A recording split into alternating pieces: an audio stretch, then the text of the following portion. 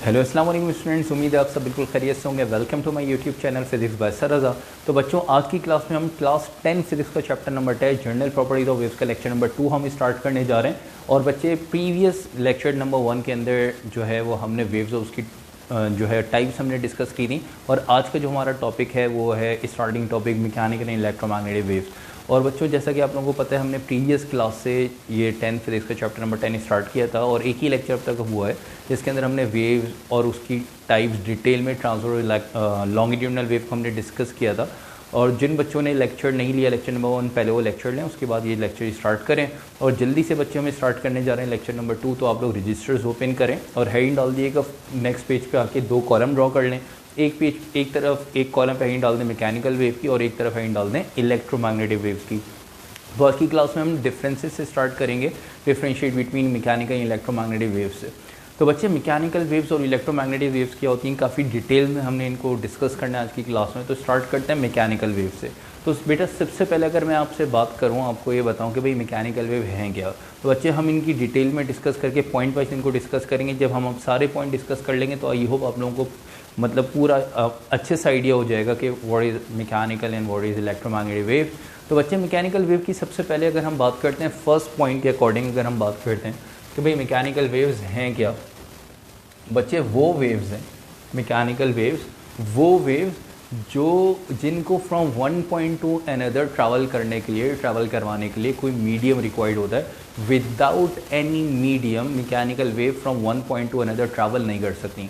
बच्चे, अगर आपको थोड़ा सा आइडिया हो वेव्स होती क्या हैं, कि the path of energy transference without transfer of matter, कि एक पॉइंट से दूसरे पॉइंट तक जब एनर्जी ट्रैवल करती है, ट्रांसफ़र होती है, तो उस जिस पाथ के थ्रू होती है उस पाथ को क्या कहते हैं, वेव्स कहते हैं। और मैकेनिकल वेव्स वो वेव्स होती हैं, ठीक है, जो कि without medium from one point two another travel कर ही नहीं सकती। मीडियम में आपके पास एयर हो सकती है, कोई वाटर हो सकता है, आपके पास कोई सॉलिड ऑब्जेक्ट हो सकता है, मतलब लाइक कोई ना कोई मीडियम, इसको कोई ना कोई मैटर रिक्वायर्ड है from one point two another travel करने के लिए, ठीक है। उन वेव्स को मैकेनिकल वेव्स कहते हैं। और इलेक्ट्रोमैग्नेटिक वेव्स वो वेव्स होती हैं जिनको from one point two another travel करने के लिए कोई मीडियम रिक्वायर्ड नहीं होता, विदाउट एनी मीडियम भी from one point two another travel कर सकती हैं। ये वेव्स इलेक्ट्रोमैग्नेटिक वेव्स कहलाती हैं। और इनमें इसकी एग्जांपल्स की अगर मैं आपको बात करूं, लाइक लाइट वेव्स, जैसे लाइट है from one point two another travel करती हैं, उनको कोई मीडियम रिक्वायर्ड नहीं होता, ठीक है। Mechanical wave from one point two another travel करेंगे, उनको मीडियम रिक्वायर्ड है। और मैकेनिकल वेव की अगर हम बात करते हैं, तो मैकेनिकल वेव की एग्जांपल की अगर मैं आपको बात करूं, तो इसकी एग्जांपल है लाइक साउंड वेव। अब साउंड ट्रैवल करता है, जैसे फॉर एग्जांपल एयर में ट्रैवल कर रहा है, तो एयर है तो साउंड ट्रैवल कर रहा है, ठीक है। अगर एयर ख़त्म हो जाए सराउंडिंग से तो साउंड ट्रैवल नहीं करेगा। तो एक एग्जांपल लेते हैं और उससे जो है मैकेनिकल और इलेक्ट्रोमैग्नेटिक वेव्स की ये कॉन्सेप्ट जो है वो समझते हैं। तो सबसे पहले अगर मैं सिंपल अगर बात करूं कि भाई मैकेनिकल वेव क्या होती हैं, कि वो वेव होती हैं जो है विदाउट मीडियम ट्रैवल नहीं कर सकती, जिनको ट्रैवल करने के लिए मीडियम जो है रिक्वायर्ड होता है, ठीक है। और इलेक्ट्रोमैग्नेटिक वेव को मीडियम रिक्वायर्ड नहीं होता।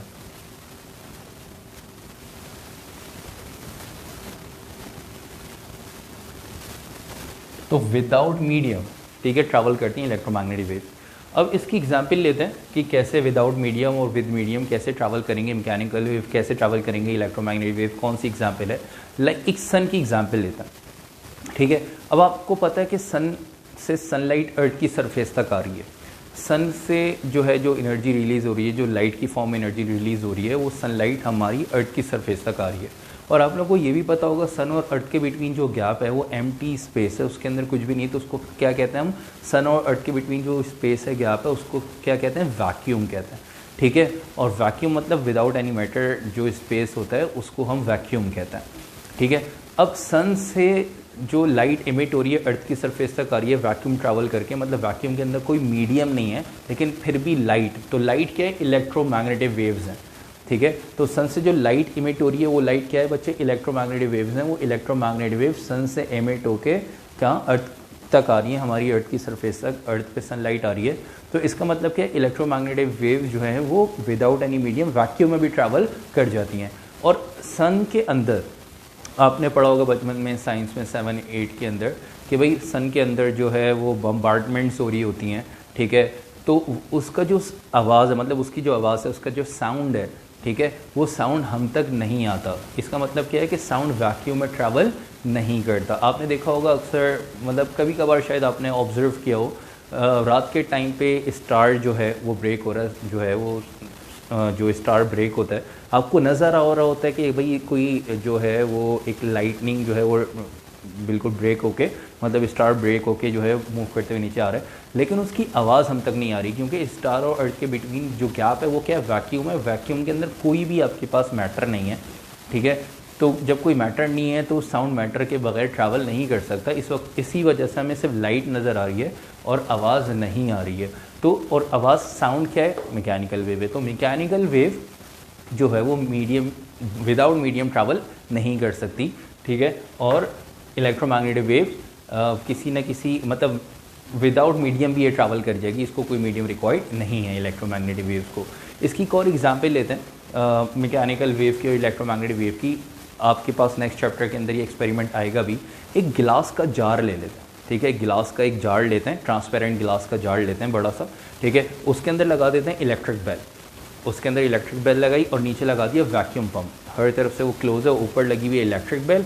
इलेक्ट्रिक बेल क्योंकि शैलो गिलास जार है और अंदर से आपको जो है वो बेल नज़र आ रही है। आपने बेल का प्लग इन किया और उसको ऑन कर दी, बेल रिंग करते हुए आपको नज़र आ रही होगी और आपको उसकी आवाज़ भी आ रही होगी, ठीक है। फिर क्या करेंगे हम, साथ साथ वैक्यूम पंप, जो नीचे वैक्यूम पंप लगा हुआ है, वैक्यूम पंप भी ऑन कर देंगे। वैक्यूम पंप ऑन कर दिया, पहले से जो है वो बेल ऑन है, अब वो इलेक्ट्रिक बेल ऑन है, रिंग कर रही है, उसकी आवाज़ आपको आ रही है। जैसे ही आपने वैक्यूम पंप ऑन किया, वैक्यूम पंप करेगा क्या कि गिलास जार के अंदर से जितनी भी एयर है उसको वैक्यूम करके बाहर निकालना शुरू कर देगा, ठीक है। तो आहिस्ता आहिस्ता जैसे एयर जो है वो ट्रांसफ़र होती रहेगी थ्रू वैक्यूम पंप बाहर, ठीक है, तो sound of electric bell becomes fainter. तो क्या होगा कि वो जो आवाज़ आ रही होगी आपको बेल रिंग करने की, वो आवाज़ आहिस्ता आहिस्ता कम होती रहेगी। और जब वैक्यूम पंप सारी एयर को बाहर ट्रांसफ़र कर देगा, अब गिलास जार के अंदर एयर नहीं है, तो इसका मतलब क्या है, वैक्यूम है, तो आपको बेल रिंग करती हुई नज़र तो आ रही होगी, लेकिन बेल का साउंड आप तक नहीं आएगा, चाहे जितना भी कान लगा के आप सुन लें, क्योंकि अब उस गिलास जार के अंदर क्योंकि एयर नहीं है, वैक्यूम है, तो अब वो साउंड ट्रांसफ़र नहीं हो पा रहा। वैक्यूम के थ्रू ट्रांसफ़र साउंड नहीं होता, आपको पता है कोई मीडियम नहीं है अंदर, तो अब साउंड को ट्रैवल कराने के लिए, ट्रांसफ़र होने के लिए कोई मीडियम चाहिए। अब एयर नहीं है तो साउंड ट्रैवल नहीं हो पाएगा, ठीक है बच्चों। तो अब यहाँ पे अगर हम बात करते हैं तो आप लोग फर्स्ट पॉइंट की, तो आई होप आप लोगों को समझ में आ गया होगा कॉन्सेप्ट। अब जल्दी से ये पॉइंट जो है वो लिखना स्टार्ट करें, ठीक है। पहला पॉइंट लिखिएगा मैकेनिकल और इलेक्ट्रोमैग्नेटिक वेव का। तो फर्स्ट पॉइंट में लिखिएगा, it is a type of wave in which material medium is essential to transfer the wave from one point to another. It is a type of wave in which material medium is essential, ESSENTIAL, material medium is essential to transfer the wave from one point to another. कि भाई material medium जो है वो required होता है, essential होता है, ठीक है, for transfer the wave from one point to another. और electromagnetic waves में आपको पता है क्या लिखेंगे पॉइंट कि भाई it is a type of wave in which material medium is not essential to transfer the wave from one point to another. Material medium is not essential to transfer the wave from one point to another. ठीक है भाई, पहला point हो गया। चलते हैं next point की तरफ, ठीक है।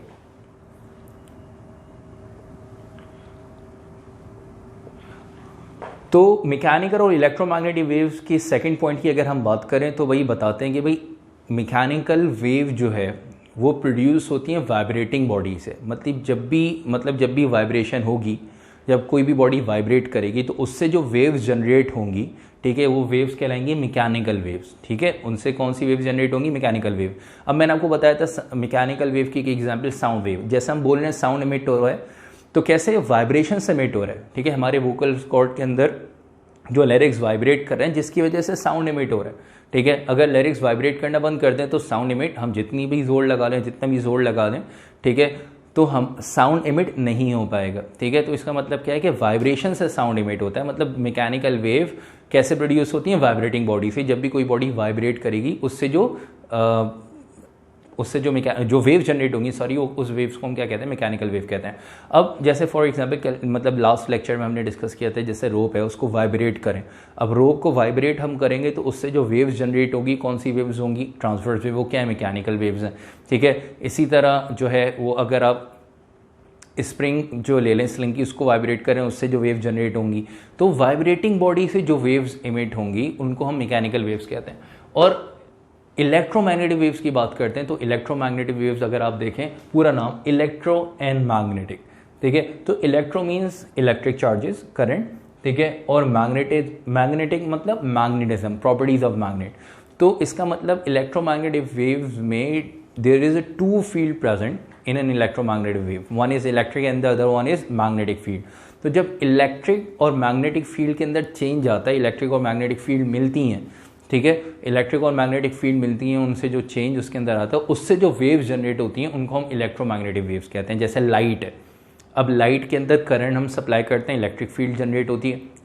तो आपको पता है जब भी किसी कंडक्टर से करंट पास होता है उसके सराउंड में मैग्नेटिक फील्ड जनरेट होती है। तो इलेक्ट्रिक और मैग्नेटिक फील्ड जब मिलती हैं तो उनसे जो है एक नई वेव जो जनरेट होंगी, ठीक है, उससे जो एनर्जी जनरेट होगी, ठीक है, उससे जो वेव जनरेट होंगी उसको हम बेसिकली इलेक्ट्रोमैग्नेटिक वेव्स कहते हैं। जैसे लाइट वेव्स हैं, माइक्रोवेव्स हैं, इंफ्रारेड वेव्स हैं, यूवी रेज हैं, ठीक है, these are the examples of electromagnetic waves. अभी चलते हैं हम आगे, इसकी एग्जाम्पल्स भी लिखेंगे। तो फिलहाल ये सेकंड पॉइंट आपको अच्छे से समझ में आ गया होगा कि भाई मैकेनिकल वेव जो प्रोड्यूस होती है वो किससे कैसे प्रोड्यूस होती है, वाइब्रेटिंग बॉडी से।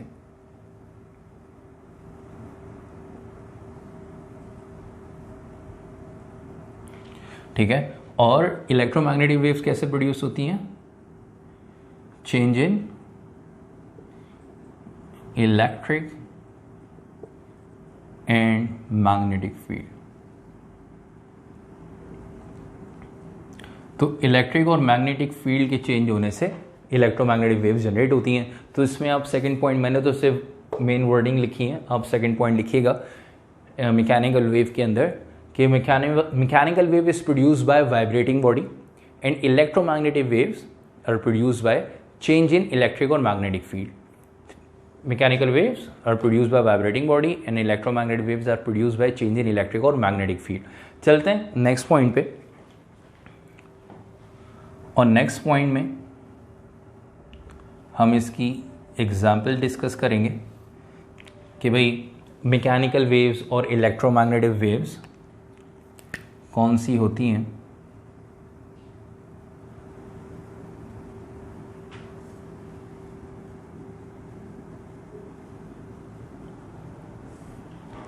अगर हम बात करते हैं मैकेनिकल वेव्स की, तो मैकेनिकल वेव्स में आपके पास मैंने आपको बताया था साउंड वेव्स, ठीक है, साउंड वेव्स हैं आपके पास, इसके अंदर सीस्मिक वेव्स हैं,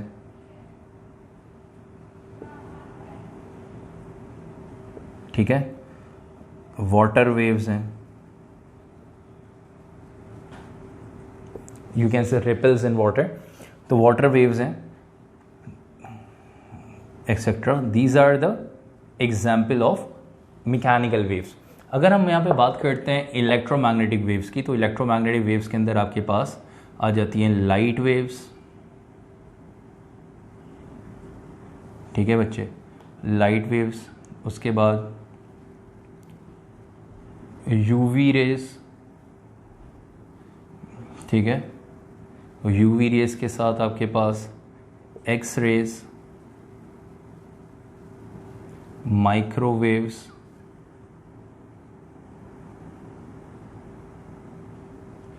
ठीक है, microwaves, UV rays, X rays and infrared raise,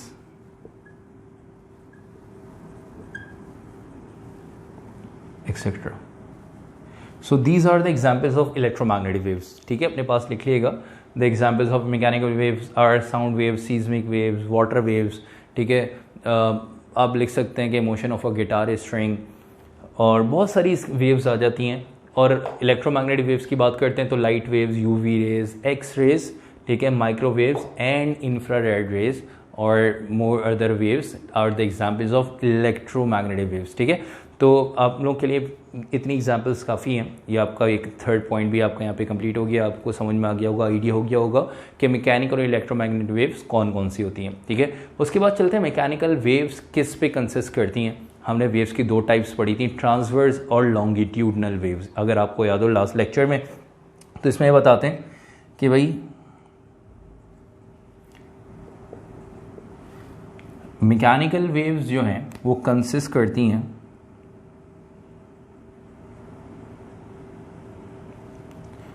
transverse as well as longitudinal.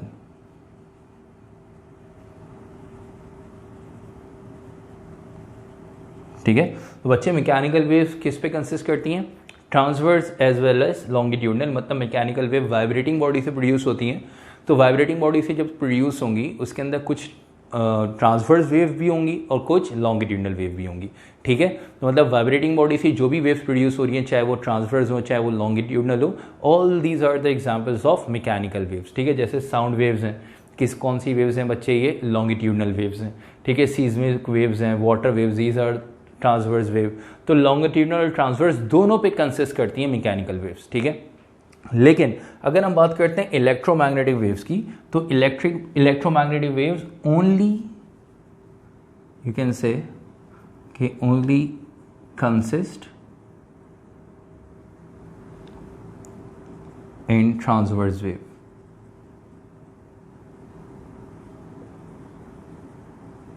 ठीक है, तो इलेक्ट्रोमैग्नेटिक वेव सिर्फ और सिर्फ किस पे कंसिस्ट करती हैं बच्चे, ट्रांसवर्स वेव पे कंसिस्ट करती हैं। ठीक है, तो ये जितनी भी light wave, UV rays, X rays, microwave, infrared, ये सिर्फ ट्रांसवर्स वेव की फॉर्म में जनरेट होती हैं। मतलब क्रस्ट और ट्रफ की फॉर्म में वेव्स जनरेट होती हैं। ठीक है, और मैकेनिकल वेव में साउंड, सीस्मिक और जो भी मैकेनिकल वेव्स होंगी वाइब्रेटिंग बॉडी से जो वेव्स प्रोड्यूस होंगी, ठीक है, चाहे वो ट्रांसवर्स वेव पे भी कंसिस्ट करेंगी और वो लॉन्गिट्यूडनल वेव पे भी कंसिस्ट करेंगी। ठीक है, आई होप ये भी आपको समझ में आ गई होगी बात। इसको भी कॉपी कर लीजिएगा आप अपने पास। और उसके बाद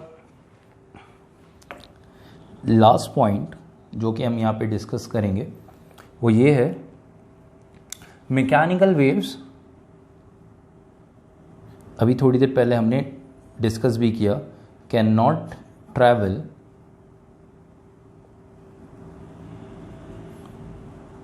इन वैक्यूम। ठीक है, और कैन ट्रैवल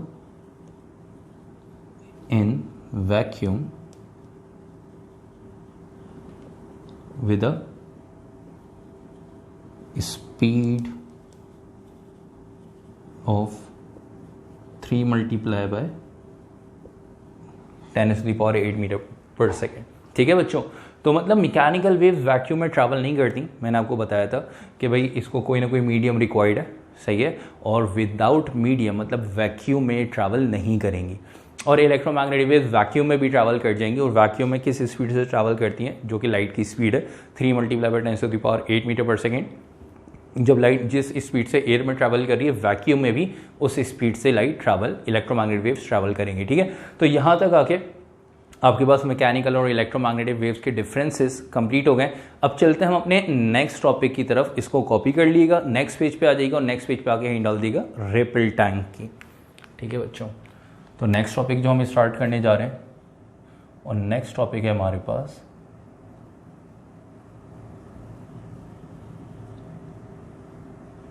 रिपल टैंक। ठीक है, अच्छा, रिपल टैंक बेसिकली क्या है बच्चों कि एक ऐसी डिवाइस है जिससे हम वेव्स की प्रॉपर्टीज को डिमॉन्स्ट्रेट करते हैं, वेव की प्रॉपर्टीज जिससे हम डिस्कस करते हैं, इस डिवाइस को रिपल टैंक कहते हैं। ठीक है, अब रिपल टैंक एक्सपेरिमेंट हम यहाँ पे करके तो नहीं दिखा सकते, मैं आपको थोड़ा सा समझाने की कोशिश करता हूँ, बाकी आपको मैं डिस्क्रिप्शन में लिंक दे दूंगा। ठीक है, यहाँ पे आपके पास ऊपर कार्ड पे जो है वो साइड पे ऊपर लिंक भी आपको मिल जाएगा वीडियो का। ठीक ठीक है।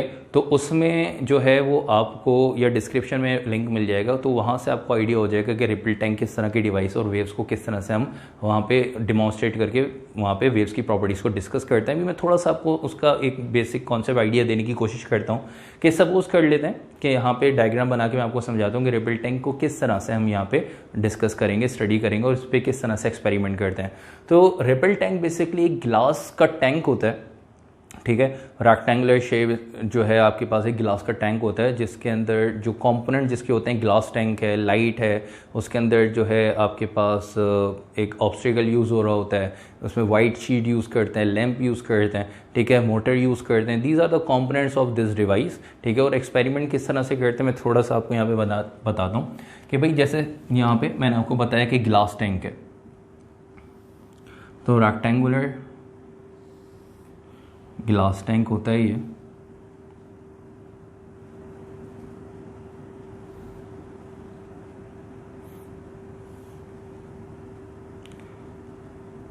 और इसमें जो है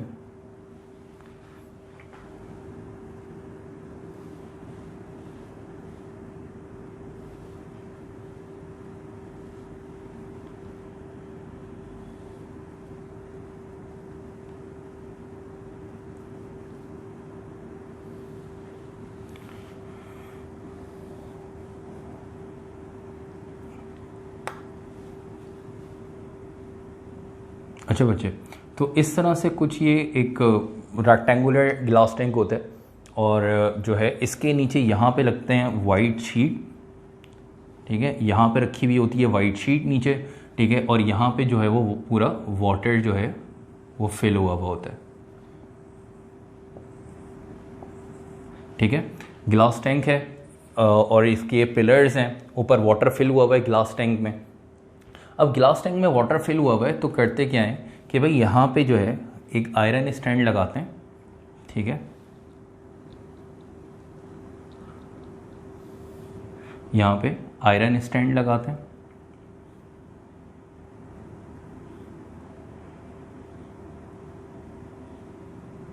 और आयरन स्टैंड से यहाँ पे एक लैंप कनेक्ट कर देते हैं,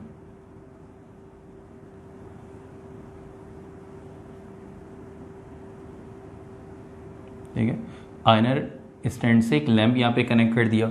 लैंप कनेक्ट करने के बाद उसके बाद यहाँ पे एक मोटर होती है जो कि,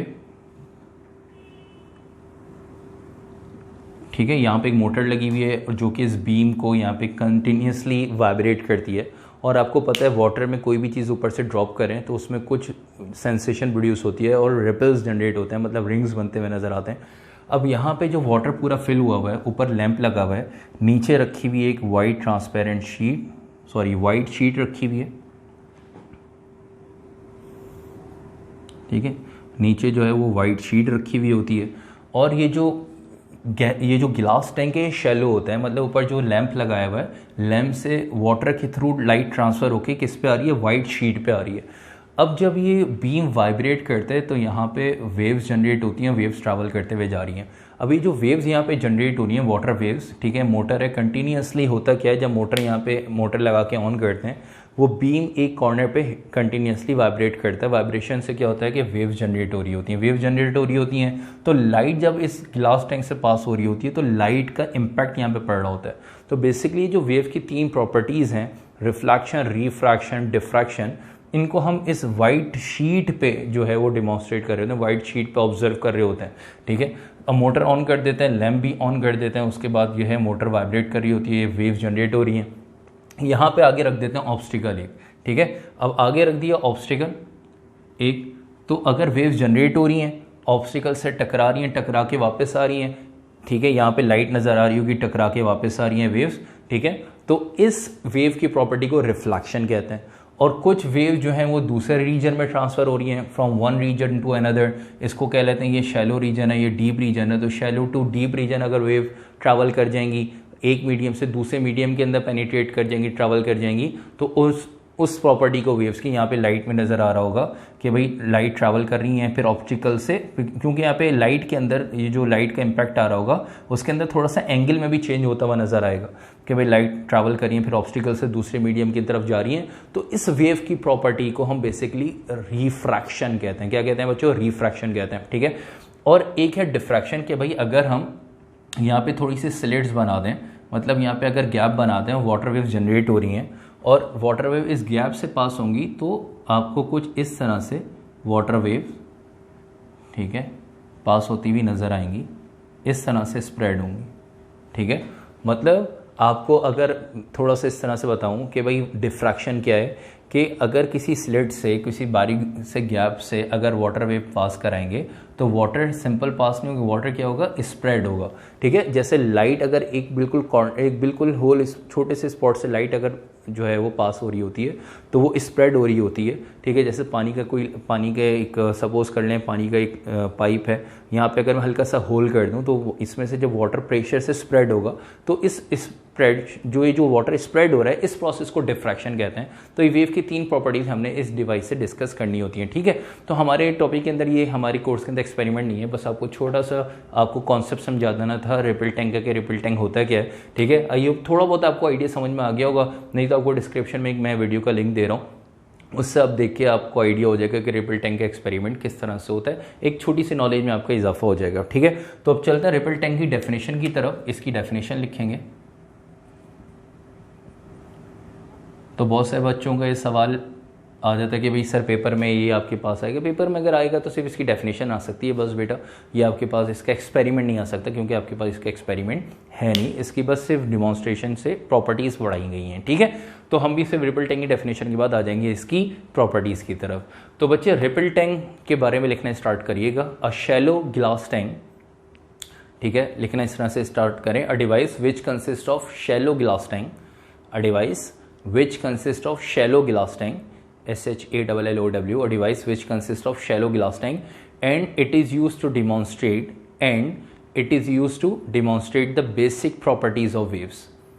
A device which consists of shallow glass tank and it is used to demonstrate the basic properties of waves, ठीक है।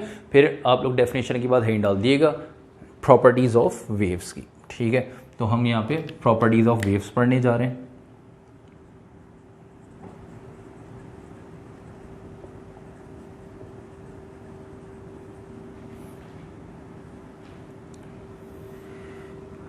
तो वेव की 3 प्रॉपर्टीज़ हैं। सबसे पहले रिफ्लेक्शन, ठीक है। 3 प्रॉपर्टीज हमने यहाँ पे पढ़नी है, reflection, refraction, diffraction.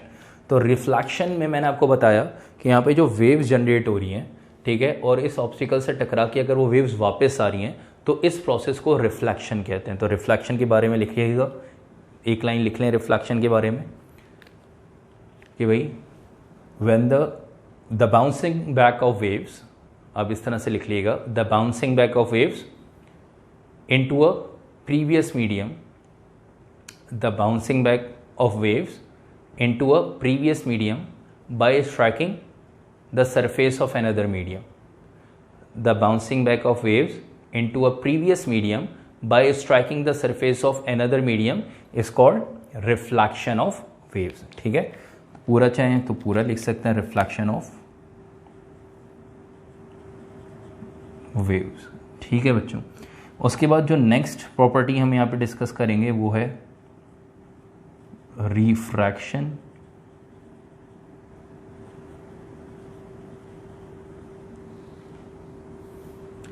Refraction of waves. Refraction of waves का मतलब क्या है कि एक मीडियम से दूसरे मीडियम के अंदर अगर वेव ट्रैवल कर जाए, अब एक मीडियम से दूसरे मीडियम के अंदर ट्रैवल करेंगी, यहाँ पे ऑब्स्टिकल है, वेव्स ऊपर से ट्रैवल करके दूसरे मीडियम में जाएंगी, तो जाहिर सी बात है वेव की डायरेक्शन में भी चेंज आएगा, थोड़ा सा एंगल में भी चेंज आएगा, ठीक है। तो जब एक मीडियम से दूसरे मीडियम के अंदर जब वेव्स ट्रैवल करेंगी, ठीक है, और डायरेक्शन में भी चेंज आ रहा है, तो इस प्रोसेस को हम बेसिकली हैं। तो रिफ्रैक्शन के बारे में लिखिएगा, when the waves, या इस तरह से लिख लीजिए, when the water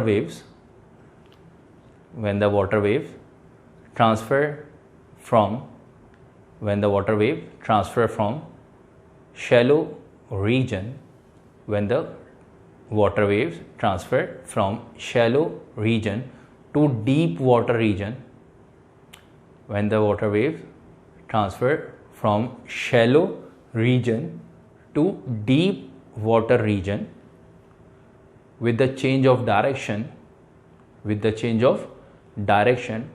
is called refraction of waves, ठीक है। तो डायरेक्शन में चेंज आ रहा है, मतलब जो एंगल में चेंज आ रहा है, एंगल को हम क्या कहते हैं यहाँ पे, डायरेक्शन कहते हैं, ठीक है। उसके बाद हम आते हैं किस पे, डिफ्रैक्शन पे।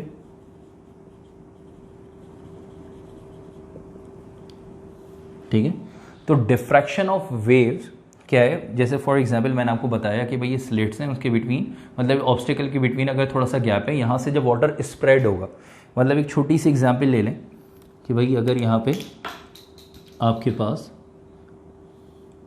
ये ऑब्स्टिकल है, इसके बिटवीन हल्का सा यहाँ पे गैप है, ठीक है। अब ये जो गैप है आपके पास, यहाँ से वाटर क्या करेगा बेटा, यहाँ से अगर वाटर वेव पास होंगी, वाटर वेव इस गैप से स्प्रेड होना शुरू हो जाएगा, इस तरह से फैलना शुरू हो जाएगा, ठीक है। तो ये जो इस तरह से स्प्रेड हो रहा है, तो इस स्प्रेडिंग को हम बेसिकली डिफ्रैक्शन कहते हैं। स्प्रेडिंग प्रोसेस को क्या कहते हैं, डिफ्रैक्शन कहते हैं। तो इसके बारे में लिखिएगा, the spreading of waves near an obstacle, ठीक है, is called diffraction. The spreading of waves near an obstacle is called diffraction. तो यहाँ तक आके ripple time and properties of waves का टॉपिक हमारा कंप्लीट हो गया है। अब हम चलते हैं अपने नेक्स्ट टॉपिक पे, जो कि बेसिकली आप ये कह सकते हैं कि वेव का लास्ट टॉपिक है, जो कि वेव्स की हम कुछ कैरेक्टरिस्टिक्स डिस्कस करेंगे। उसके बाद फिर हम इसकी कुछ वर्क एग्जाम्पल या न्यूमेरिकल सॉल्व करेंगे, ठीक है। तो चलते हैं, हैंड डालते हैं नेक्स्ट टॉपिक पे, और नेक्स्ट टॉपिक हमारे पास है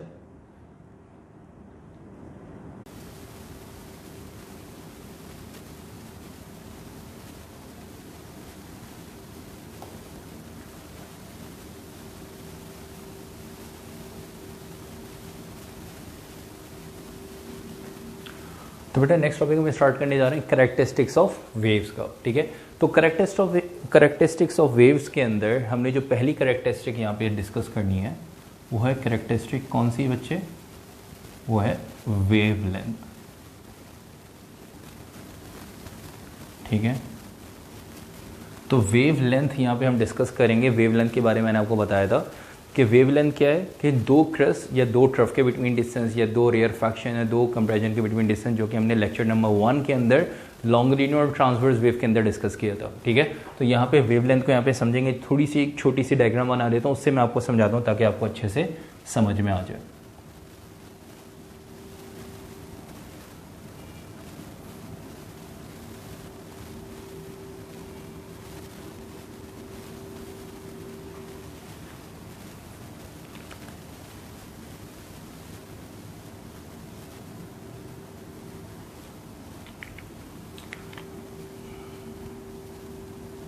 अच्छा बच्चे, अगर आपको नज़र आ रहा हो, तो अगर आप लोग ये देखें और आपको समझ में आए, तो आपको देखते ही पता लग जाएगा ये मैंने कौन सी वेव बनाई है। ये बनाई है मैंने ट्रांसवर्स वेव, ठीक है। और नीचे जो मैं यहाँ पे बनाने जा रहा हूँ, ये है लॉन्गिट्यूडनल वेव,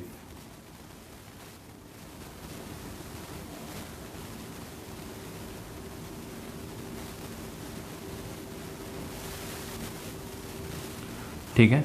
अब लॉन्गिट्यूडनल वेव में और ट्रांसवर्स वेव में आपको पता है कि भाई इस पॉइंट को क्रस्ट कहते हैं, इस पॉइंट को क्रस्ट कहते हैं, और ये क्या है, ट्रफ, और ये पॉइंट क्या है, ट्रफ कहलाता है, ठीक है। और इसी तरह लॉन्गिट्यूडनल वेव में ये रीजन जो है, ठीक है, ये रीजन और ये रीजन, जो कि बिल्कुल आप क्लोज होंगे जहाँ पे कॉइल, इस रीजन को कंप्रेशन कहते हैं, ठीक है। और वो रीजन जहाँ जिनके बिटवीन कॉइल के बिटवीन गैप ज़्यादा होगा, उस रीजन को हम बेसिकली ये जो रीजन है आपके पास,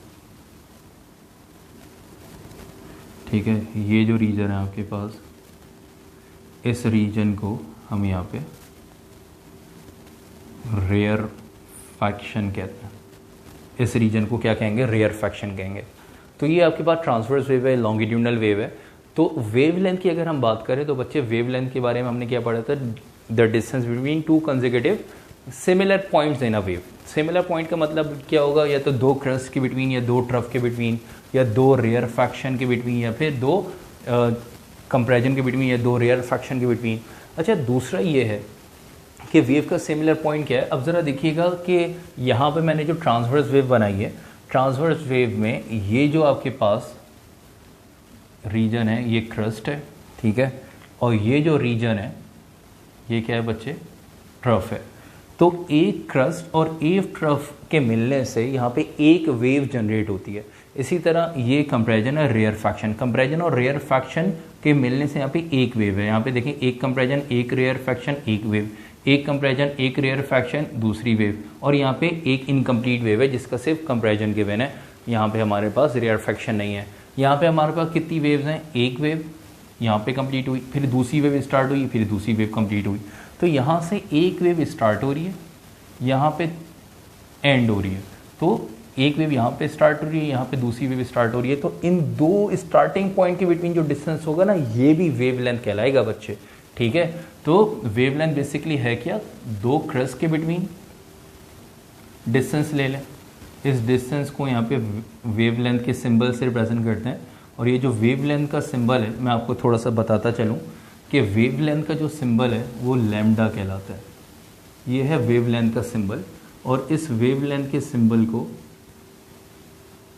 लैम्डा पढ़ते हैं। लैम्डा में यहाँ पे बी बच्चे साइलेंट होता है, तो लैम्डा ये सिंबल कहलाता है। तो यहाँ से यहाँ तक दो क्रस्ट के बिटवीन जो डिस्टेंस होगा, इस डिस्टेंस को यहाँ पे हम वेवलेंथ से रिप्रेजेंट करेंगे, ठीक है। इसी तरह दो ट्रफ के बिटवीन जो डिस्टेंस है, ये यहाँ से यहाँ तक का जो डिस्टेंस है, दो ट्रफ के बिटवीन, ये यहाँ से यहाँ तक का जो डिस्टेंस है, ये डिस्टेंस भी क्या कहलाएगा बच्चे? वेवलेंथ कहलाएगा। इसको हम लैम्डा से रिप्रेजेंट करेंगे, ठीक है। यहाँ पे देख सकते हैं कि एक कंपैरिजन पॉइंट, दूसरा कंपैरिजन पॉइंट, इन दो कंपैरिजन के बिटवीन जो डिस्टेंस होगा, ये डिस्टेंस भी क्या कहलाएगा बच्चे? वेवलेंथ कहलाएगा, ठीक है। इसी तरह यहाँ पे देखिएगा दो रेयर फैक्शन पॉइंट है, एक रेयर फैक्शन पॉइंट ये है, एक रेयर फैक्शन पॉइंट ये है। इनके बिटवीन यहाँ से यहाँ तक का ये जो डिस्टेंस है, ये डिस्टेंस भी क्या कहलाएगा बच्चे? वेवलेंथ कहलाएगा, ठीक है। तो आपको अच्छे से आई होप समझ में आ गया होगा कि वेवलेंथ क्या है, कि दो पॉइंट्स, वेव के अंदर जो दो सिमिलर पॉइंट्स हैं, इनके बिटवीन जो डिस्टेंस है, डिस्टेंस भी ये डिस्टेंस वेवलेंथ कहलाता है। और मैंने आपको ये भी बताया कि ये वेव का स्टार्टिंग पॉइंट, ये स्टार्टिंग पॉइंट, इनके बिटवीन जो डिस्टेंस है, ये भी क्या कहलाएगा बच्चे? वेवलेंथ कहलाएगा, ठीक है। यहाँ पे वेव का कंपैरिजन का स्टार्टिंग पॉइंट है, ठीक है, यहाँ पे कंपैरिजन का स्टार्टिंग पॉइंट, दो स्टार्टिंग पॉइंट सिमिलर पॉइंट के बिटवीन ये डिस्टेंस भी क्या कहलाएगा? वेवलेंथ कहलाएगा, ठीक है। तो आई होप वेवलेंथ का कॉन्सेप्ट आपको अच्छे से समझ में आ गया होगा। तो आप लोग जल्दी से वेवलेंथ की डेफिनेशन लिख लीजिएगा।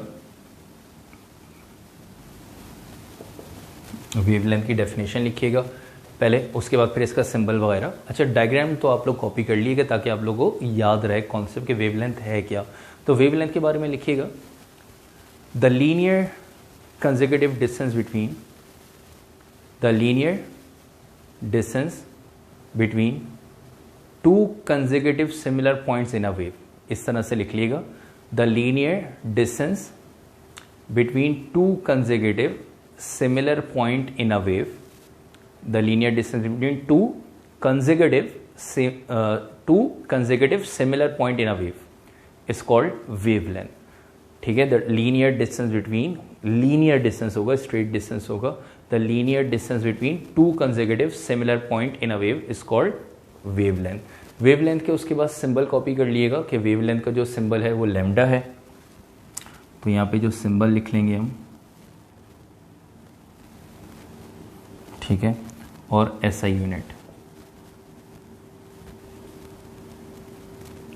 तो वेवलेंथ का जो सिंबल है वो लैम्डा है, और जो इसका, ठीक है, इसका जो एसआई यूनिट है, क्योंकि ये डिस्टेंस है तो इस वजह से डिस्टेंस क्या कहलाता है बच्चे, डिस्टेंस का ऐसा यूनिट क्या कहलाता है, मीटर कहलाता है। आई होप वेवलेंथ का कॉन्सेप्ट आपको समझ में आ गया होगा। चलते हैं हम अपने नेक्स्ट कैरेक्टरिस्टिक की तरफ, और जो हमारी नेक्स्ट कैरेक्टरिस्टिक है वो है टाइम पीरियड।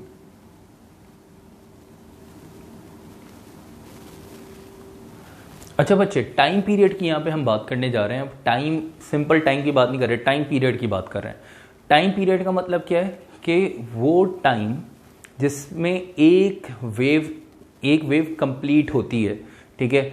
एक वेव जब कंप्लीट होगी उसमें जो टाइम लगता है उस टाइम को टाइम पीरियड कहते हैं, ठीक है।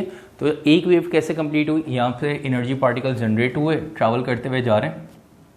कौन सा पार्ट, अपर पार्ट क्रिएट हुआ, क्रस्ट, फिर लोअर पार्ट ट्रफ क्रिएट हुआ, यहाँ तक आके एक वेव कंप्लीट हो गई, और इसमें जो टाइम लगेगा इस टाइम को टाइम पीरियड कहते हैं, ठीक है। और यहाँ पे आपके पास कितनी वेव्स हैं, अगर आप देखें एक वेव फिर दूसरी वेव, इन दो वेव में सपोज करें टाइम लगा 4 सेकेंड, तो ये टोटल टाइम है, ये टोटल टाइम है, दो वेव में टाइम लग रहा है 4 सेकेंड। लेकिन अगर मैं आपसे पूछूंगा एक वेव में कितना टाइम लगा, आप चेक करके बताएंगे एक वेव में सर 2 सेकेंड्स लग रहे हैं, तो मैं आपको फिर ये कहूंगा कि जो 2 सेकेंड है एक वेव का टाइम है, इस एक वेव के टाइम को हम बेसिकली टाइम पीरियड कहते हैं, ठीक है। यहाँ पे कंपैरिजन और रेयरफैक्शन से एक वेव जनरेट हो रही है, तो एक वेव में जो टाइम लगेगा इस टाइम को हम बेसिकली क्या कहेंगे बच्चे, टाइम पीरियड कहते हैं। तो टाइम पीरियड क्या है, तो इसके बारे में एक छोटी सी डेफिनेशन लिखिएगा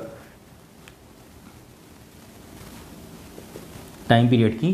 the time required to complete, the time required to complete one wave, the time required to complete one wave is called time period. तो टाइम पीरियड क्या है, एक वेव का टाइम, और एक वेव मैंने आपको बता दिया, ठीक है। क्रस्ट और ट्रफ मिला के एक वेव बन जाएंगी, ठीक है। रेयर फ्रैक्शन और कंपैरिजन मिला के एक वेव बन जाएंगी, ठीक है। तो एक वेव का जो टाइम होगा वो टाइम पीरियड कहलाएगा, सही है। और टाइम पीरियड बेसिकली फ्रीक्वेंसी के रेसिप्रोकल है। फ्रीक्वेंसी के अगली हम कैरेक्टरिस्टिक हम पढ़ने जा रहे हैं, तब आपको समझ में आ जाएगा। बस एक लाइन में और करके टाइम पीरियड की एक और डेफिनेशन लिखिएगा। Time period is the reciprocal of frequency, time period is the reciprocal of frequency. Frequency क्या है, अभी 2 मिनट में हम इसको समझते हैं, ठीक है। तो जब तक हम यहाँ पे टाइम पीरियड का सिंबल और ऐसा यूनिट लिख लेते हैं,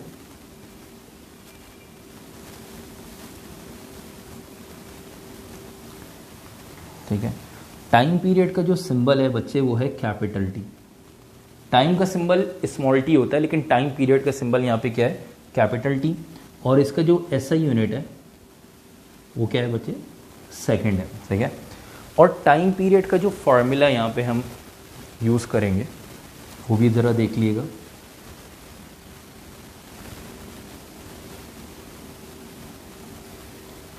टाइम पीरियड का फॉर्मूला है T is equals to 1/f, ठीक है।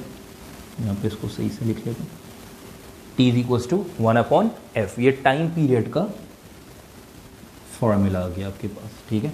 अभी जो टाइम पीरियड का फॉर्मूला आया है यही आपने लिखा ना अभी थोड़ी देर पहले के डेफिनेशन में। Time period is the reciprocal of frequency, कि फ्रीक्वेंसी की रेसिप्रोकल है। फ्रीक्वेंसी को अगर आप रेसिप्रोकल कर देंगे तो टाइम पीरियड मिल जाएगा, मतलब 1/f, सही है। अब ये फ्रीक्वेंसी क्या है तब आपको जाके ये फॉर्मूला समझ में आ जाएगा।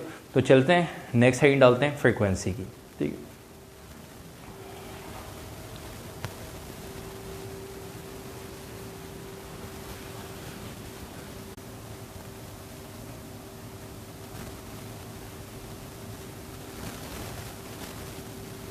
अच्छा बच्चों, तो फ्रीक्वेंसी की यहाँ पे हम बात करने जा रहे हैं। तो फ्रीक्वेंसी का मतलब क्या है बच्चे, रिपीटेशन, ठीक है। फ्रीक्वेंसी का जो वर्ड है निकला फ्रीक्वेंट से, मतलब रिपीटेशन है।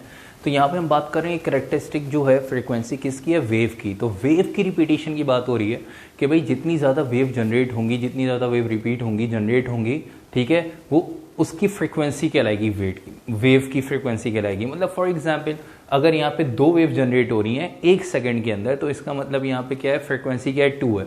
अगर 1 सेकंड के अंदर 3 वेव जनरेट हो रही हैं, इसका मतलब क्या है, फ्रीक्वेंसी 3 है।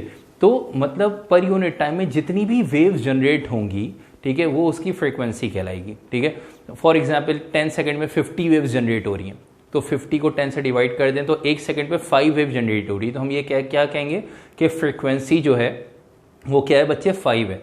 तो एक सेकंड में जितनी वेव जनरेट होंगी वो वेव्स की फ्रीक्वेंसी कहलाएगी। तो चलते हैं फ्रीक्वेंसी की डेफिनेशन लिखते हैं। तो फ्रीक्वेंसी की डेफिनेशन लिखना स्टार्ट करें।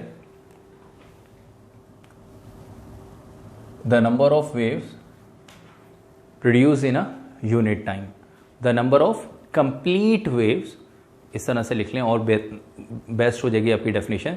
The number of complete waves produce in a unit time is called frequency. ठीक है, और फ्रीक्वेंसी के अगर हम सिंबल की बात करते हैं, सिंबल है इसका SI यूनिट एंड फॉर्मूला।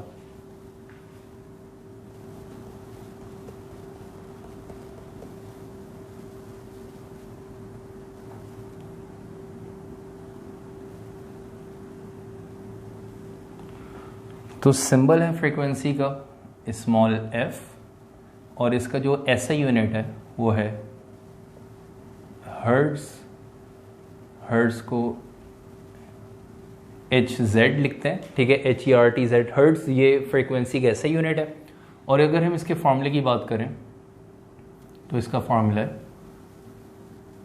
अगर सिंपल डेफिनेशन से फॉर्मूला बनाएं तो डेफिनेशन में आपने क्या लिखा कि भाई number of complete wave produce in a unit time. Unit time का मतलब होता है 1 सेकेंड। तो इसका फॉर्मूला क्या बन जाएगा, frequency equals to number of waves upon time. तो नंबर ऑफ वेव्स को अगर टाइम से डिवाइड कर दें, अगर आपको नंबर ऑफ वेव्स दी जाए, 50 वेव्स जनरेट हो रही हैं, 50 क्रस्ट, 50 ट्रफ, ठीक है, 50 नंबर ऑफ कंप्रेशन जनरेट हो रही हैं, तो उनको अगर आप पर यूनिट टाइम से जितने भी टोटल टाइम दिया जाए, टोटल टाइम से अगर आप उसको डिवाइड कर देंगे तो आपको फ्रीक्वेंसी मिल जाएगी।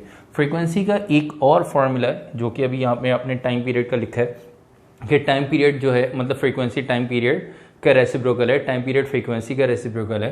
तो यहाँ पे इसका एक फॉर्मूला और बन सकता है कि अगर टाइम पीरियड बराबर है 1/f के, f को ऊपर ले जाएं, टाइम पीरियड को नीचे ले जाएं, तो यहाँ पे फ्रीक्वेंसी का एक और फॉर्मूला बन जाएगा 1/टाइम पीरियड। कि अगर आपको टाइम पीरियड दिया जाए, मतलब एक वेव का टाइम दिया जाए, उसको भी अगर आप 1 से डिवाइड कर देंगे तब भी आपको फ्रीक्वेंसी मिल जाएगी। ठीक है, यहाँ तक आके फ्रीक्वेंसी का भी कॉन्सेप्ट आपको समझ में आ गया होगा।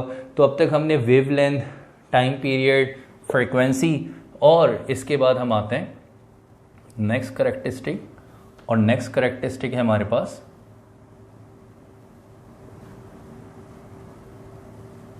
Wave speed. नाम से ही नजर आ रहा है आपको, वेव जब ट्रैवल कर रही हैं, जिस स्पीड से ट्रैवल करेंगी वो वेव स्पीड कहलाएगी। जिस तरह से आप लोगों ने क्लास 9 के अंदर पढ़ा कि कोई बॉडी पर यूनिट टाइम में जो डिस्टेंस कवर करती है वो उस बॉडी की स्पीड कहलाती है, इसी तरह वेव भी जब डिस्टेंस कवर कर रही है, कुछ ट्रैवल कर रही है from one point two another, तो पर यूनिट टाइम में जितना डिस्टेंस कवर करेगी वो क्या कहलाएगी बच्चे, वेव स्पीड कहलाएगी। तो इसकी भी छोटी सी डेफिनेशन लिखिएगा, the distance covered by the wave in a unit time, the distance covered by a wave in a unit time is called wave speed. The distance covered by the wave in a unit time is called wave speed.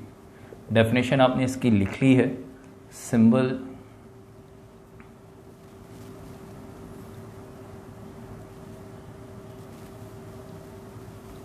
यहाँ पे हम लिखेंगे इसका, और SI unit लिखेंगे। Symbol जो है speed का आपको पता है स्मॉल v है, SI यूनिट स्पीड का क्या होता है, मीटर पर सेकेंड, या फिर सेकेंड को ऊपर ले जाएं तो मीटर इंटू सेकेंड इनवर्स। ठीक है, तो ये स्पीड का SI यूनिट आ गया। अगर हम यहाँ पे इसके फॉर्मूले की बात करें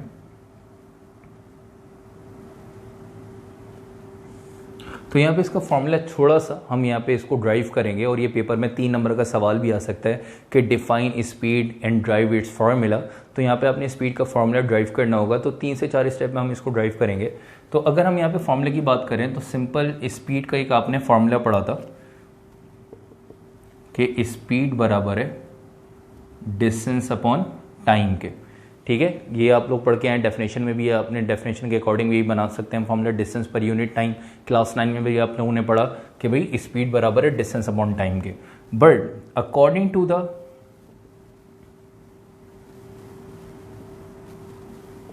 कंडीशन तो कंडीशन के अकॉर्डिंग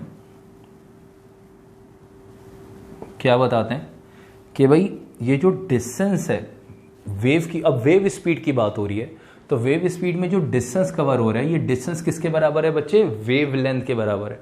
जो डिस्टेंस कवर हो रहा है ये डिस्टेंस बराबर होता है किसके? ये डिस्टेंस बराबर होता है वेव लेंथ के। और जो टाइम बराबर होता है, ठीक है, यहाँ पे टाइम जो बराबर होता है, एक वेव कवर करने में जो टाइम लगता है बेसिकली वो टाइम बराबर होता है किसके? टाइम पीरियड के। ठीक है, तो टाइम जो होगा वो बराबर है टाइम पीरियड के। सही है, तो अब इन दोनों वैल्यू को इस फॉर्मूले में पुट करेंगे। ठीक है, v एज इट इज, तो s की जगह क्या आ जाएगा? वेवलेंथ, और टाइम की जगह क्या आ जाएगा बच्चे? Time period. सही है, उसके बाद फिर यहाँ पे आप जरा देखिएगा टाइम पीरियड का एक फॉर्मूला लिखा है कि टाइम पीरियड बराबर है 1/f के। तो जहाँ पे ये टाइम पीरियड आ रहा है यहाँ पे साइड में बता देंगे कि भाई टाइम पीरियड बराबर होता है 1/f के। तो पहले क्या करते हैं, नेक्स्ट स्टेप में ले जाते हैं कि भाई टाइम नीचे यहाँ पे डिवाइड हो रहा है। ठीक है, टाइम नीचे यहाँ पे डिवाइड हो रहा है, दूसरी तरफ जाके क्या हो जाएगा? मल्टीप्लाई। तो टाइम को जब v से मल्टीप्लाई करेंगे तो t इंटू वी, ठीक है, यहाँ पे आ जाएगा वेव लेंथ। या फिर इसको एज इट इज ही रहने देते हैं, इसी स्टेप में इसको सॉल्व करते हैं, इसको दूसरी तरफ मूव नहीं करवा रहे, यहीं इसको सॉल्व करते हैं। किस तरह से सॉल्व करते हैं थोड़ा सा ज़रा देखिएगा नेक्स्ट स्टेप में। वेवलेंथ अपॉन टाइम पीरियड है, मैं इनको वेरिएबल्स को अलग कर दूंगा कि टाइम पीरियड को अलग कर लूँगा, टाइम पीरियड को अलग कर लिया और वेवलेंथ को अलग कर लिया। टाइम पीरियड डिनोमिनेटर में था, इसको अलग किया तो डिनोमिनेटर मेरा वेवलेंथ को अलग किया तो ये वेवलेंथ को अलग कर लिया। ठीक है, राइट साइड पे लिख दिया। अब ये दोनों आपस में क्या हो रहे हैं? पहले डिवाइड हो रहे थे, अब क्या हो रहा है? मल्टीप्लाई हो रहे हैं। अब टाइम पीरियड के ऊपर कुछ नहीं है तो यहाँ पे हम क्या लगा देंगे? 1 लगा देंगे। सही है, इनको जब वापस मल्टीप्लाई करेंगे 1 into lambda, lambda upon time period, वापस ये स्टेप आ जाएगा। इसको अलग अलग हमने क्यों ब्रेक किया, क्यों इसको हमने अलग किया? टाइम पीरियड को अलग किया, डिनोमिनेटर में लिखा, और वेवलेंथ को अलग किया, ऊपर कुछ नहीं तो 1 लगा दिया। इस वजह से लगाया कि 1 अपॉन, अगर टाइम पीरियड बराबर है 1 अपॉन फ्रीक्वेंसी के, तो यहाँ पे आपने पढ़ा कि भाई फ्रीक्वेंसी बराबर है 1 अपॉन टाइम पीरियड के। तो यहाँ पे 1 अपॉन टाइम पीरियड जो आ रहा है इसकी जगह क्या आ जाएगा बच्चे? 1 अपॉन टाइम पीरियड की जगह f आ जाएगा, और ये आपके पास v equals to F lambda, ये स्पीड का आपने फॉर्मूला ड्राइव कर लिया। ये 3 नंबर का सवाल पेपर में आ सकता है कि define speed, wave speed and also derive v is equal to F lambda. ये आपके पास इंपॉर्टेंट डेरिवेशन है शॉर्ट के लिए, तो यहाँ तक आके आपके पास ये स्पीड की डेफिनेशन और उसकी शॉर्ट डेरिवेशन कंप्लीट हो गई है। ठीक है, अब चलते हैं हम अपने एक छोटा सा लास्ट टॉपिक रह गया है वेव फ्रंट का, इसको हम डिस्कस करते हैं, फिर क्लास को यहाँ पे हम अपनी एंड करेंगे। ठीक है,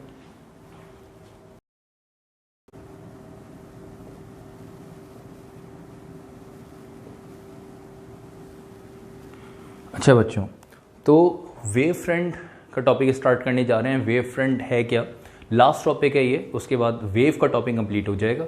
ठीक है, फिर हम इसके इंशाल्लाह नेक्स्ट लेक्चर में कुछ वर्क एग्जाम्पल सॉल्व करेंगे, जो फॉर्मूलाज हमने यहाँ पे यूज़ किए इनको यूज़ करते हुए इसकी कुछ वर्ड्स प्रॉब्लम सॉल्व करेंगे।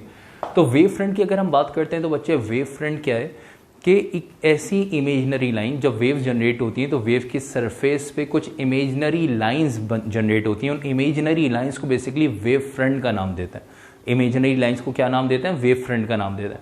अब मैं आपको छोटी सी एग्जांपल देता हूँ, जैसे पानी पड़ा हुआ है, उसमें कोई स्टोन ड्रॉप करें। ठीक है, तो अगर वाटर के अंदर स्टोन ड्रॉप करेंगे तो ड्रॉपिंग स्टोन से होगा क्या? जैसे ही वाटर ड्रॉप हो, मतलब स्टोन ड्रॉप होगा वाटर के अंदर, तो आपको कुछ रिंग्स बनते हुए नजर आएंगे। वो जो रिंग्स है ना, वो बेसिकली रिंग्स नहीं है, वो इमेजिनरी लाइंस हैं जो रिंग्स की फॉर्म में आपको नजर आ रही हैं। ठीक है, अब वो इमेजिनरी जो लाइंस होती है ना, वो ये कहलाती हैं, क्या कहलाती हैं बच्चे? वेव फ्रंट कहलाती हैं। तो दो तरह के वेव फ्रंट होते हैं, स्फेरिकल और एक प्लेन वेव फ्रंट। ठीक है, सिलेंड्रिकल वेव फ्रंट भी होता है, ठीक है, एक टाइप, लेकिन आपके कोर्स में सिर्फ 2 ही वेव फ्रंट है, 2 ही टाइप्स हैं इसकी, स्फेरिकल और प्लेन। तो कैसे रिपल्स जनरेट हो रहे हैं, कैसे रिंग्स बनते हुए नजर आ रहे हैं, स्फेरिकल वेव फ्रंट क्या है, प्लेन वेव फ्रंट क्या है, इसको हम चलते हैं डिस्कस करते हैं। जैसे सपोज कर लें स्टोन जो है वो ड्रॉप किया वाटर के अंदर, स्टोन ड्रॉप किया जिससे जो वेव्स हैं, ठीक है, मतलब अब जैसे ही स्टोन ड्रॉप होगा तो वाटर स्प्रेड होगा, वाटर स्प्रेड होके अवे ट्रैवल करेगा। जब वाटर अवे ट्रैवल करेगा तो रिंग्स की फॉर्म में नहीं करेगा। वाटर जब अवे ट्रैवल करते हुए जा रहा है तो इस तरह से वाटर अवे ट्रैवल करते हुए जा रहा है, वेव इस तरह से जनरेट होगी।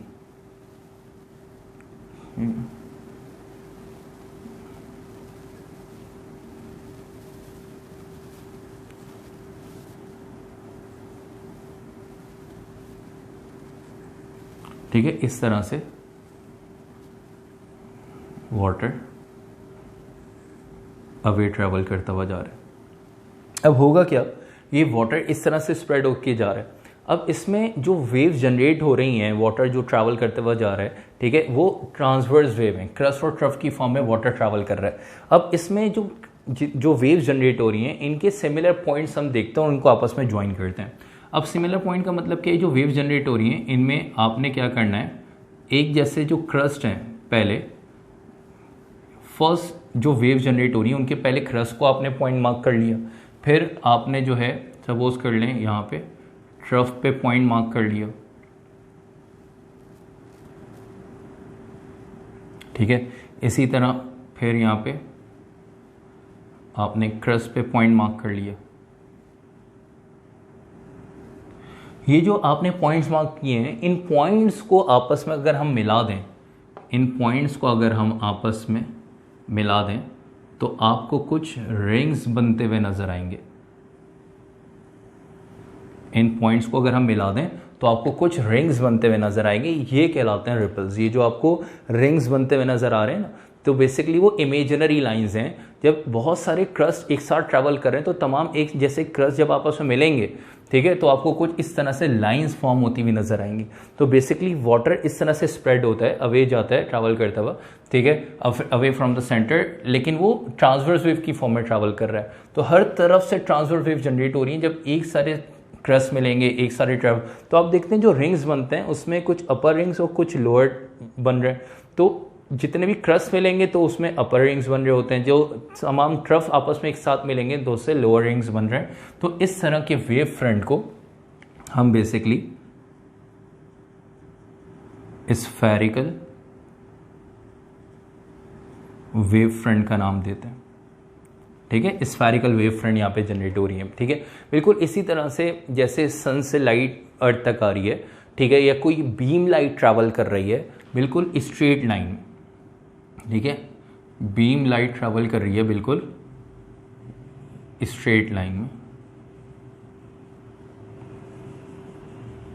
अब इसमें जो है सिमिलर पॉइंट्स, वेव्स के तमाम ट्रफ को ले लिया हमने, क्रस्ट को ले लिया, ट्रफ को ले लिया, ठीक है। तो अब यहाँ पे इन सिमिलर पॉइंट्स को जब हम ज्वाइन करेंगे तो आप देखेंगे यहाँ पे आपको स्ट्रेट लाइंस बनती हुई नज़र आ रही हैं। तो ये जो स्ट्रेट लाइंस हैं, ठीक है, ये बेसिकली इमेजिनरी लाइंस हैं। मतलब जब स्ट्रेट आपके पास कोई वेव ट्रैवल करी, जैसे कोई बीम लाइट है, कोई लेज़र लाइट ट्रैवल कर रही है, बिल्कुल स्ट्रेट ट्रैवल कर रही है, तो तमाम जो ट्रांसवर्स वेव हैं, ठीक है, वो एक साथ ट्रैवल कर रहे हैं। तो उनके जितने भी क्रस्ट आपस में मिलेंगे तो उससे आपको एक स्ट्रेट लाइन, जितने भी ट्रफ मिलेंगे, ठीक है, जितने भी ट्रफ मिलेंगे, क्रस्ट मिलेंगे, उनसे आपको एक स्ट्रेट लाइन जनरेट होती हुई नजर आएगी। और इस स्ट्रेट लाइन को बेसिकली हम प्लेन वेव फ्रंट का नाम देते हैं। तो वेव फ्रंट बेसिकली क्या है, इमेजिनरी लाइंस हैं के आपस में कंपैरिजन और रेयर फैक्शन के आपस में सिमिलर मिलने से जो इमेजिनरी लाइन जनरेट होती हैं उनको वेव फ्रंट का नाम हम देते हैं। आई होप थोड़ा सा समझ में आ गया होगा आप लोगों को। बाकी हम इसकी कुछ एग्जाम्पल्स अभी हम डिस्कस करेंगे और ज़्यादा ये अच्छे से आपको समझ में आ जाएगा। तो वेव फ्रंट की डेफिनेशन जल्दी से लिखिएगा। The imaginary line on a wave, the imaginary line on a wave, क्या कर रहे हैं हम, ये वेव फ्रंट की डेफिनेशन लिखने जा रहे हैं, ठीक है।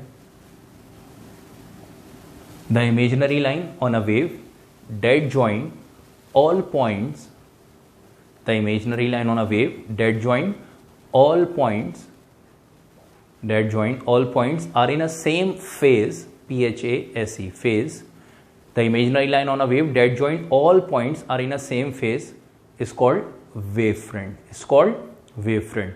तो वेव फ्रंट की दो टाइप्स हैं, स्फेरिकल और प्लेन वेव फ्रंट। तो आप जो है वो टाइप्स ऑफ वेव फ्रंट का हिंट डाल के एक तरफ हिंट डाल दिएगा स्फेरिकल वेव फ्रंट और एक तरफ हिंट डाल दिएगा प्लेन वेव फ्रंट, ठीक है, स्फेरिकल और plane wave front. Spherical wave front की एग्जांपल आपके सामने बनी हुई है, प्लेन वेव फ्रंट की एग्जांपल आपके सामने यहाँ पे बनी हुई है एक डायग्राम की फॉर्म में। और अगर हम यहाँ पे इसकी एग्जांपल्स की बात करते हैं तो एग्जाम्पल की तरफ आते हैं। स्फेरिकल वेव फ्रंट क्या है और प्लेन वेव फ्रंट क्या होंगी, अगर इनकी डेफिनेशन का जिक्र करें तो आपने यहाँ पे जो डेफिनेशन लिखी है the imaginary line, wave front की जो डेफिनेशन लिखी है the imaginary line on a wave that joints all points are in a same phase is called wave front. तो उसको अगर आप इस तरह से कर लेंगे द स्फेरिकल इमेजिनरी लाइन या the circular imaginary line on a wave, the circular imaginary line on a wave that joint all points are in a same phase is called spherical wave front. और the straight imaginary line on a wave that joints all points are in a same phase is called plane wave front, ठीक है बच्चों। तो definition लिखने के बाद अगर हम इसकी एग्जांपल्स की बात करते हैं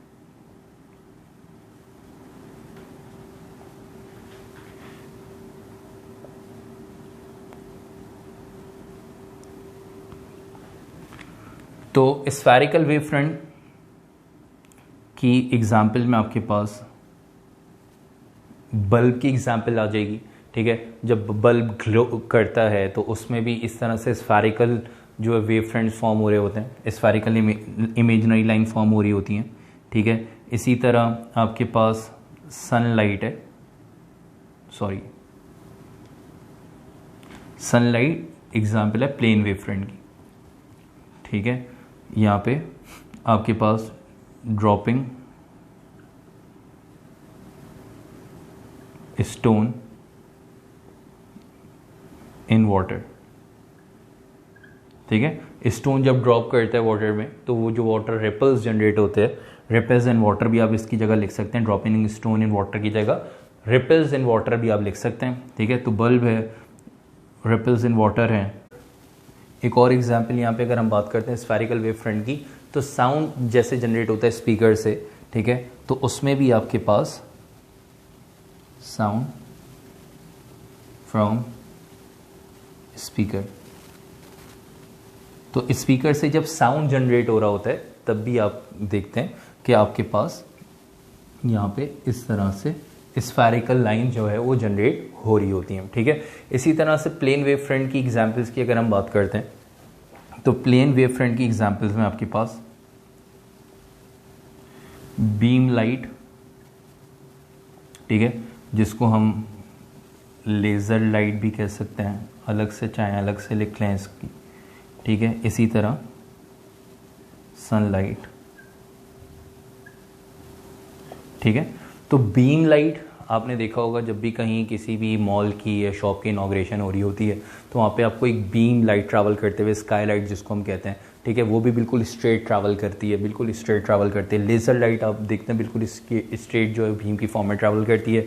सनलाइट, सन से जब बहुत फार डिस्टेंस है, सन से जब लाइट अर्थ तक आती है तो वो भी बिल्कुल स्ट्रेट ट्रैवल करते हुए आ रही होती है। ये कैसे इसका आइडिया होगा, अगर आप देखते हैं कि आप सन जो है दोपहर के टाइम पे अगर आप देखें तो अगर कोई विंडो आपकी ओपन है तो वहाँ से सनलाइट बीम की फॉर्म में ट्रैवल करते हुए रूम में आती है, आप ऑब्जर्व कभी करिएगा, ठीक है। तो यहाँ तक आके आपके पास वेव फ्रंट का टॉपिक, स्फेरिकल और प्लेन वेव फ्रंट का टॉपिक यहाँ पे कंप्लीट हो गया है और वेव का टॉपिक हमने यहाँ तक आके बिल्कुल कंप्लीट कर लिया है। तो आई होप आप लोगों को वेव का टॉपिक अच्छे से समझ में आ गया होगा। कोई भी कन्फ्यूजन हो तो बच्चे आप लोग पूछ सकते हैं, व्हाट्सएप कर सकते हैं, ईमेल कर सकते हैं, डिस्क्रिप्शन में आपको मिल जाएगा डिटेल्स सारी। और फिर इंशाल्लाह नेक्स्ट क्लास में मुलाकात होती है, इसके अंदर हम वेव्स के टॉपिक की कुछ वर्क एग्जाम्पल सॉल्व करेंगे।